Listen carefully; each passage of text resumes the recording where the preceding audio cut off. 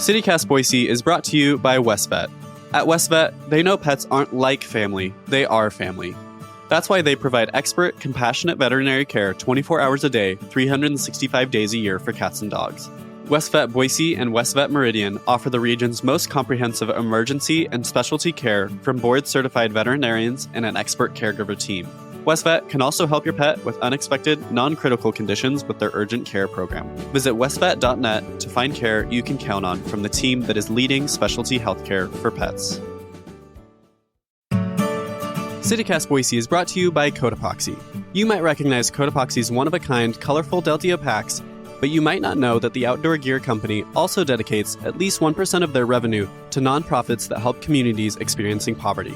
From December 13th through the 24th, spend $200 in-store and receive a best-selling Luzon backpack for free when you mention that you're a CityCast Boise listener.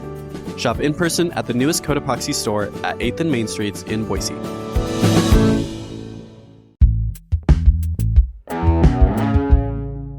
Today on CityCast Boise, In-N-Out was unsurprisingly the biggest news of the week, so Morning Edition's George Prentice and I get that out of the way first. Then we dive into an under-the-radar graffiti ordinance that the city of Boise passed in September and finalized this week, and how the Boise Bicycle Project is coping after a car crashed into their building ahead of one of their biggest annual events. And before we get to today's show, you may know that CityCast Boise is looking for a new full-time podcast host. Applications are open through January 2nd, so check out our show notes for a link to the job description. It's Friday, December 15th. I'm Blake Hunter, and this is what Boise's talking about.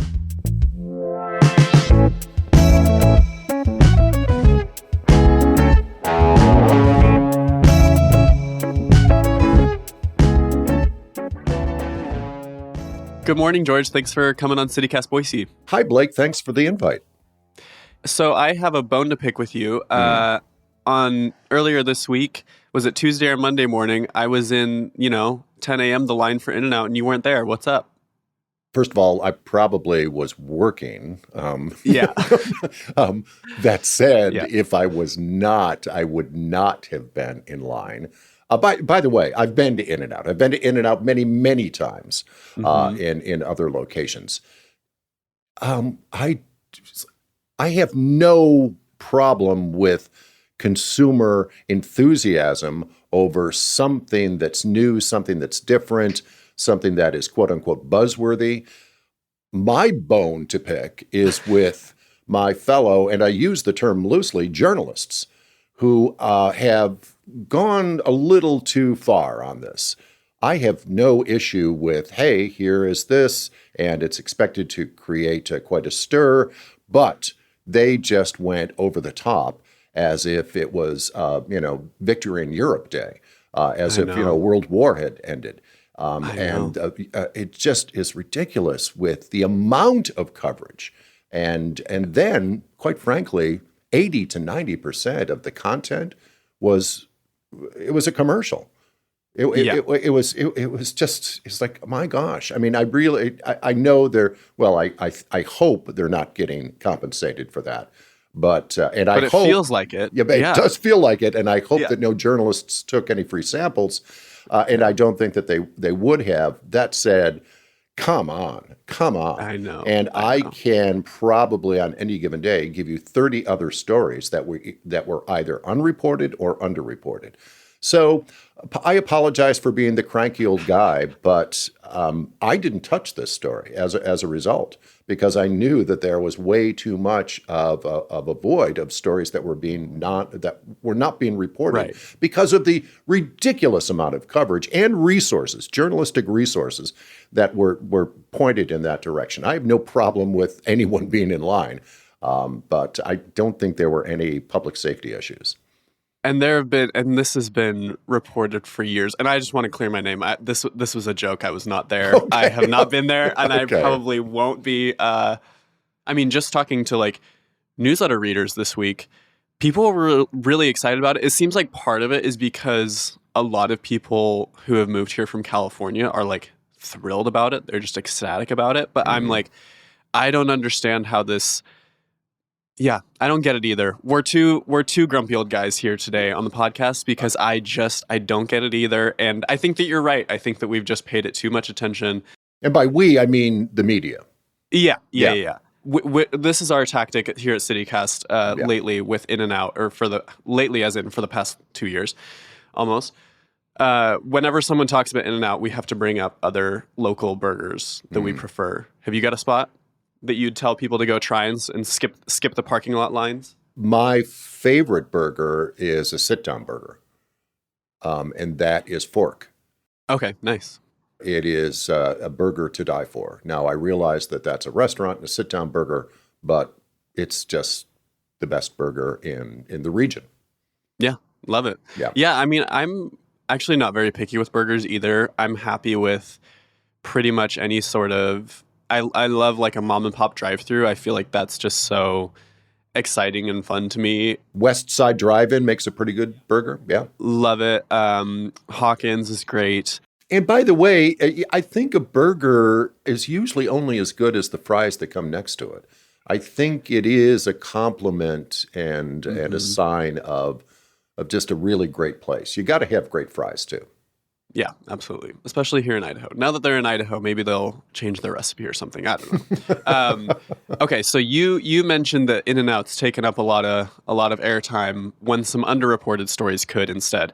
And one of those that you wanted to talk about today, that I am very curious about as well, because I haven't seen about anything about this for several months actually, is this graffiti ordinance from the city of Boise. What can you tell us about this? I think this has, it's not only interesting on the surface, but the subtext and the sub stories, if you will, that are included in this are really interesting. So we've all heard of the broken windows theory in criminology, that visible signs of crime create an urban environment that encourages further crime and disorder, including serious crimes.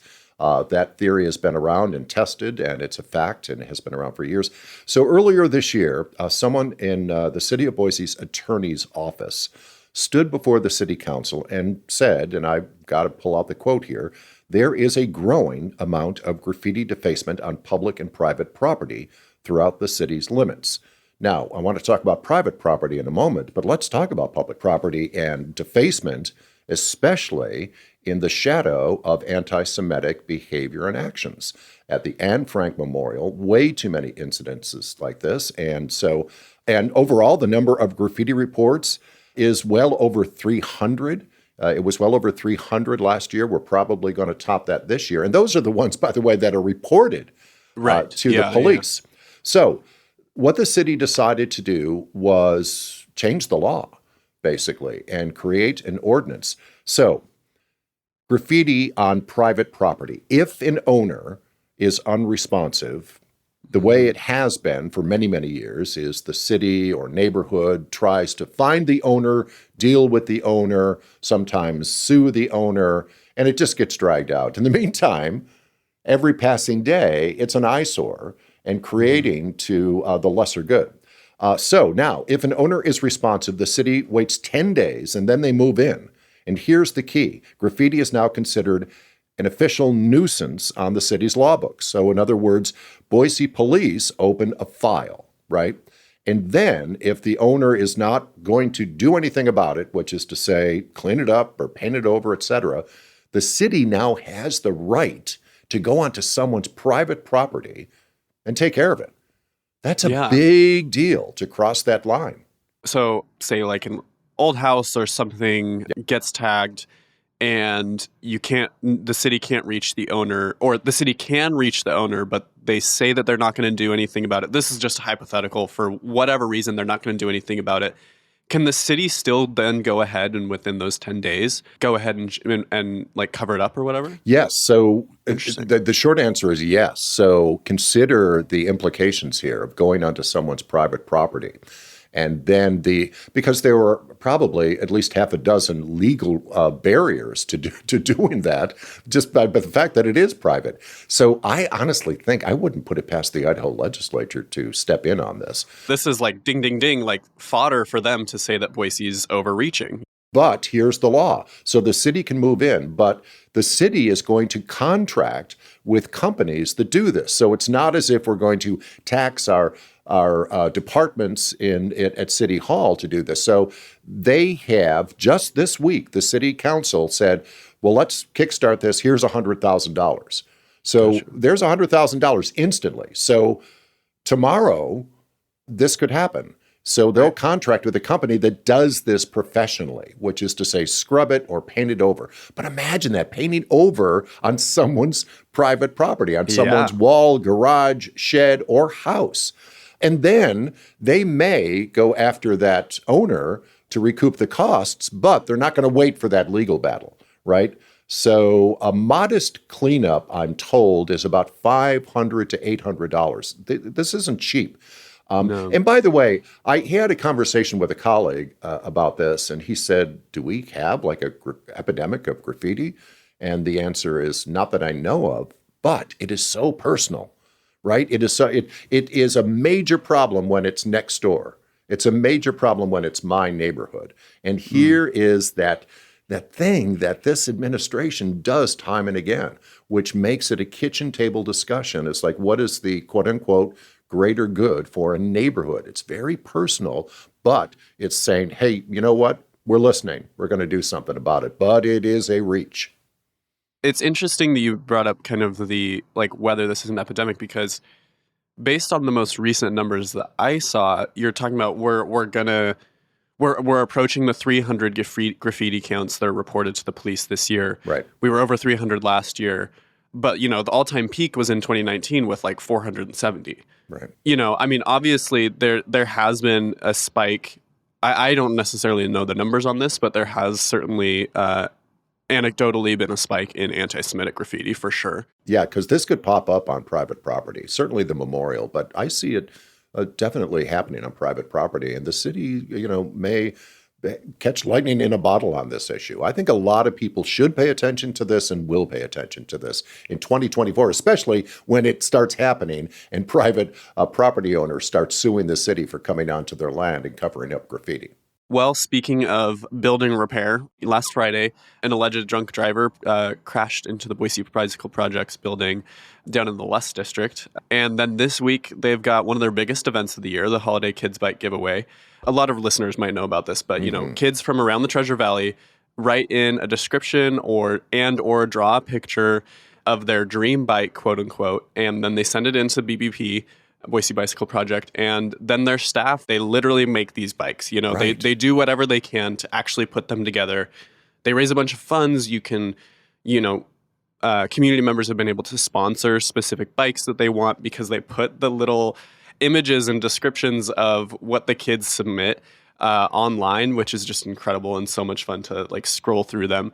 But do you know, how has this impacted BBP this week? This is, and also I want to mention, they've got a new director, just within the last few months. So this is a tough week. What do you know about this? At the very least, it's a major distraction, but we do know that it actually did significant damage. It's a modest building in the Lust District. Boise Bicycle Project has been there for some time. So you can imagine what it's like and how dense it is this week, packed with close to 700 bicycles. We're talking of that's as many bikes as you'd find like in a warehouse, right? Yeah. And they're already busy and full right. already. These are people who are working 10, 12-hour days, and now at the very least, it's taking time to deal with, insurance. Yeah. Or heat in the building, let alone the cost of all that. So we do know from Boise police that a driver suspected of alleged drunk driving, slammed into this building and did significant damage. So here's the sub-headline of that. Is this just another reminder of public safety on our streets and the number of people, let alone buildings, that are being hit and people being injured and or killed? In this particular case, it's drunk driving. Is it an isolated incident? Yeah. Could it happen at a worse place? No. No, this is awful. These are volunteers. They're doing wonderful work. The Boise Bicycle Project Holiday Giveaway is one of the great days of the year when kids from all over the region, many of them who are just starting to learn English, etc., and talk about making dreams. They're literally making dreams come true, yeah. right? Yeah. And I've seen these bikes where kids, because you can imagine kids like, oh, and I want a tiger head, or I want a unicorn that comes out of like both of the handlebars. Yeah, I want an umbrella on it. And then they make it happen. The smiles couldn't be more wide. So hearts are broken over this. It couldn't have come at a worse time, at a worse place. And yes, it was a setback, but I'm guessing they're working 20-hour days now. Honestly, yeah. And like you said, what a punctuation mark to the end of a really devastating year for road safety, for bicyclists and for pedestrians. And they're right in the heart of that conversation, right, about making safe streets for everyone. Yeah, they are asking for any donation of money and or time that you can give. Like I said, the Holiday Kids Bike giveaway is this weekend, so might be a little bit late to jump in on that. But they're going to be covering a lot of costs in the future. That kind of building repair is very, very expensive. So if you are so, urged, please consider giving to them because they, like you said, they're a great force in our community. And can I make a recommendation for anyone who may be listening and is new to the region? Head on down on Saturday. You will not soon forget this. This is a wonderful experience just to look at it from across the street and from afar when bikes are brought out. Hundreds and hundreds and hundreds of bikes are brought out to hundreds and hundreds of kids.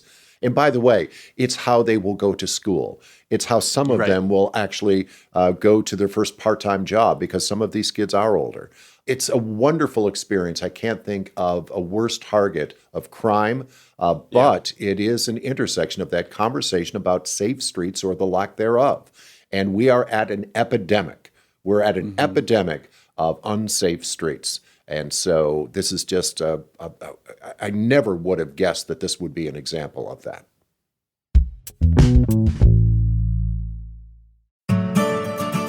CityCast Boise is brought to you by Codepoxy. Adventure inspires Codepoxy to make the world a better place by building gear that fuels both outdoor experiences and global change. That's why their one-of-a-kind, colorful Deldia packs are made from remnant materials, and Codepoxy dedicates at least 1% of their revenue to nonprofits that help communities experiencing poverty. And now you can support their mission and get prepared for your next outdoor adventure with the help of CityCast Boise. Beat the late season shipping woes by shopping in person, and best of all, if you're looking for a great deal, from December 13th through the 24th, spend $200 in-store and receive a best-selling Luzon backpack for free when you mention that you're a CityCast Boise listener. By shopping in-store, you can see, touch, and try on the gear with help from their knowledgeable retail guides who can even show you the most efficient way to pack your travel bag. Shop in person at the newest Codepoxy store at 8th and Main Streets in Boise. Well, hello there, Santa and Mrs. Claus. Welcome back to Gaylord Opryland. Sneaking in a break before the big day? Just finished checking the list again and thought we could take the weekend off. I need a break, and he's up for some good old-fashioned fun. Ho, ho, ho. Well, you've come to the right place. Ice tubing, ice skating, and ice featuring the Polar Express. Here we come. Experience it all on a vacation even Santa would love. Buy tickets and packages at Christmas at GaylordOpryland.com. Okay, now we're going to move into our favorite corner, Movie Corner. Yes. I am so excited to hear your update of something that we talked about last week. So I'm going to go first so that I can get it out of the way. Finally went and saw The Holdovers. I'm kind of shocked that people aren't talking about this movie more. Yeah. Because I bawled. I usually don't cry in movie theaters that much. I can do it even more easily at home, but I was just sobbing.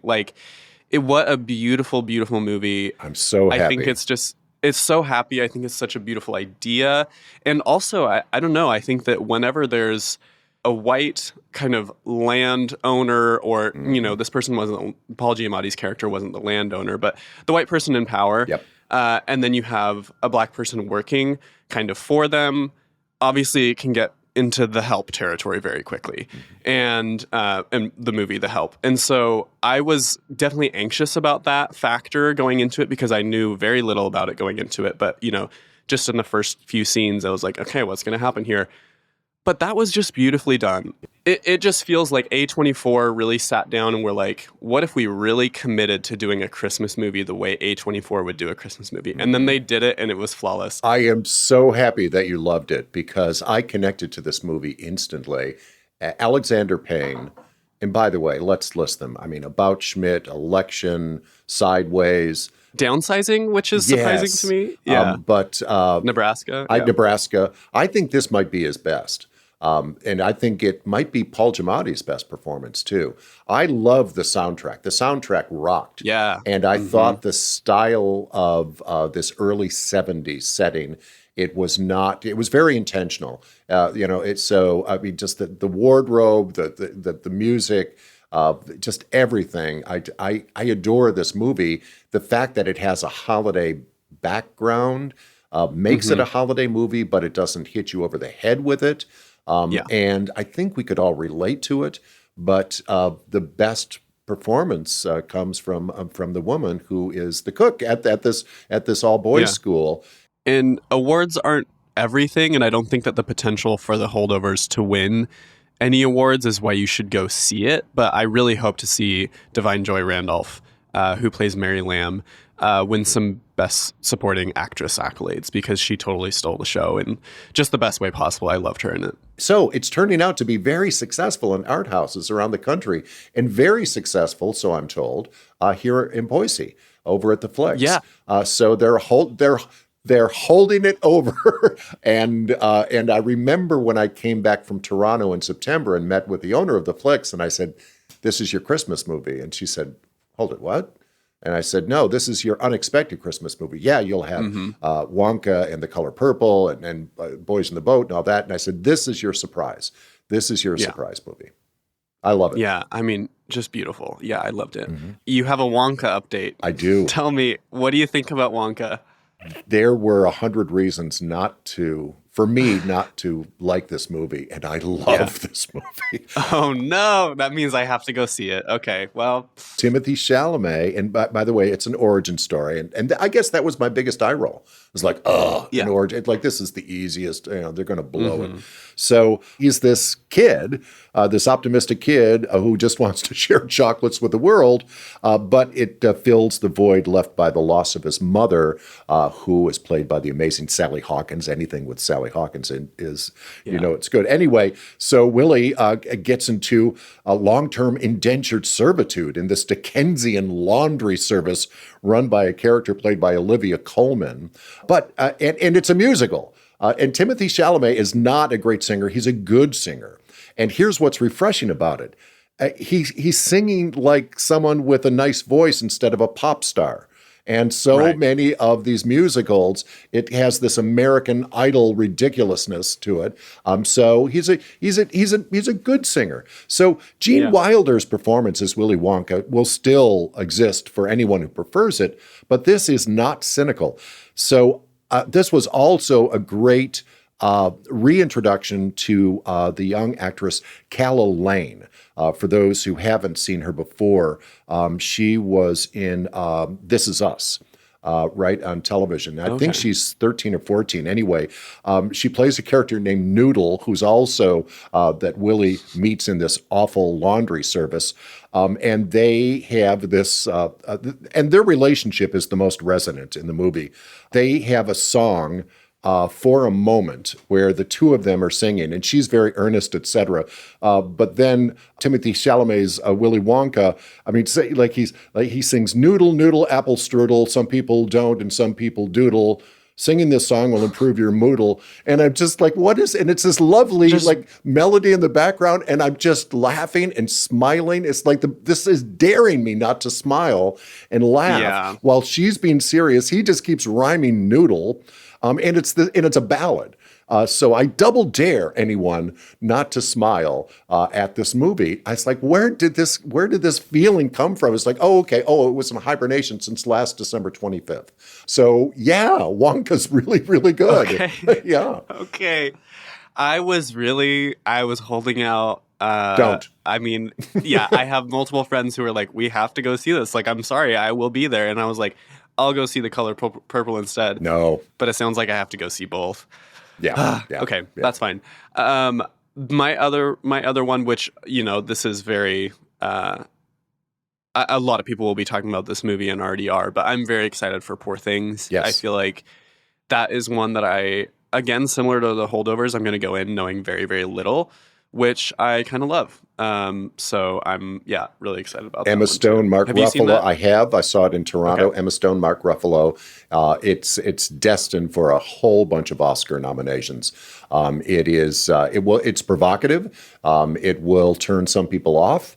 But it will take you someplace you've never been before, and isn't that what we're all in search of? Well, thank you, George, for joining us this week. It's always a pleasure. Hope you have a great weekend. I will, and my weekend all of a sudden got a little better.